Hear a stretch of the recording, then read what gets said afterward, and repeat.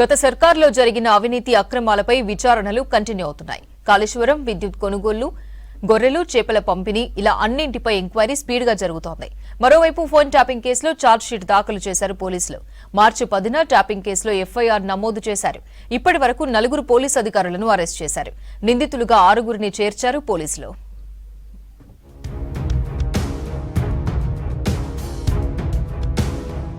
కాళేశ్వరం ప్రాజెక్టుపై రెండో రోజు విచారణ జరిపింది జస్టిస్ చంద్రఘోష్ కమిటీ. ఇంజనీర్లతో సమావేశమై ప్రాజెక్టుపై చర్చించింది.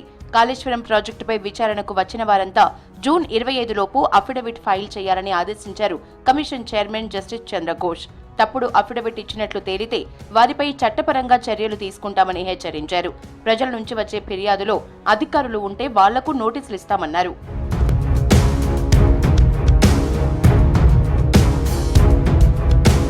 త్వరలో నిర్మాణ సంస్థల్ని పిలుస్తామన్నారు జస్టిస్ చంద్రఘోష్. బ్యారేజీలు సరిగ్గా పనిచేస్తే ప్రజలకు ఎంతో లాభం జరుగుతుందని అన్నారు.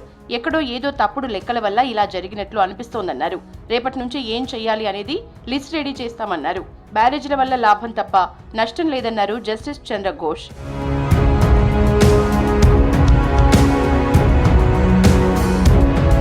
గత ప్రభుత్వ హయాంలో జరిగిన విద్యుత్ కొనుగోళ్లపై విచారణ కొనసాగిస్తోంది justice L Narasimha Reddy committee. Chhattisgarh, Bhadradri, Yadadri thermal plants పై విచారణ జరుపుతున్నామన్నారు జస్టిస్ నరసింహారెడ్డి. టెండర్ల ప్రక్రియ లేకుండా ఒప్పందాలు జరిగాయని చెప్పారు. మాజీ సీఎండీ ఇప్పుడున్న సీఎండీతో సమావేశం అయ్యామని చెప్పారు జస్టిస్ నరసింహారెడ్డి. జెన్కోలకు సంబంధం లేకుండా గత ప్రభుత్వం నిర్ణయాలు తీసుకుందని తెలిపారు. 2 రాష్ట్రాల మధ్య ఒప్పందం జరిగినప్పుడు కేంద్రానికి అధికారం ఇవ్వకుండా ఛత్తీస్గఢ్కు అధికారం ఇచ్చారని చెప్పారు. అధికారుల నుంచే కాదు ప్రముఖుల నుంచి సమాచారం తీసుకుంటున్నామని తెలిపారు జస్టిస్ ఎల్ నరసింహారెడ్డి. మాజీ సీఎండీ అండ్ ఇప్పుడున్న సీఎండీ వాళ్ళతో కూడా ఇంటరాక్షన్ అయ్యి ఏ పరిస్థితులలో కాంట్రాక్ట్లు పొందడం జరిగిందని క్లుప్తంగా ఇంటరాక్షన్ జరిగింది. అంటే వాళ్ళు రిటర్న్ కూడా ఇచ్చినారు. ఈ మూడింటి కూడా నిర్ణయాలు కేవలం అప్పటి రాష్ట్ర ప్రభుత్వం తీసుకునేదే తప్ప జెన్కో కానీ ఇతర ఏజెన్సీస్ కానీ వాళ్ళు స్వతంత్రించి తీసుకునేవి కాదు. విద్యుత్ కొనుగోళ్ల అంశంలో మాజీ సీఎం కేసీఆర్ కు నోటీసులు ఇచ్చామన్నారు జస్టిస్ నరసింహారెడ్డి. కేసీఆర్ తో పాటు మొత్తం 25 మందికి నోటీసులు ఇచ్చామన్నారు. జూలై 30 వరకు కేసీఆర్ టైం అడిగారని చెప్పారు. జూన్ 15 వరకు దీనిపై వివరణ ఇవ్వాలని కోరామన్నారు justice Narasimha Reddy.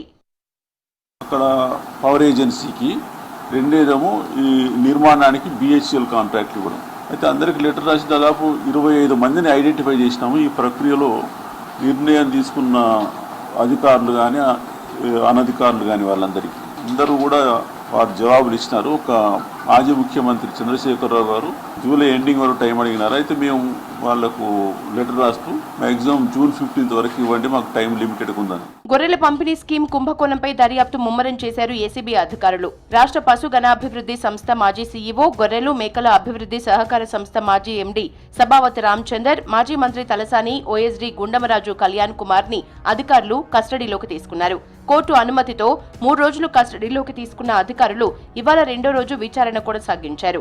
Banjara Hills ACB head quarters కి తరలించి ప్రశ్నించారు. 700 కోట్ల ప్రభుత్వ నిధులు గోల్మాల్ కావటంపై దృష్టి సారించిన ఏసీబీ నిధుల దుర్వినియోగం వెనుకున్న రాజకీయ నేతలు, ప్రైవేటు వ్యక్తుల వివరాల్ని రాబడుతోంది.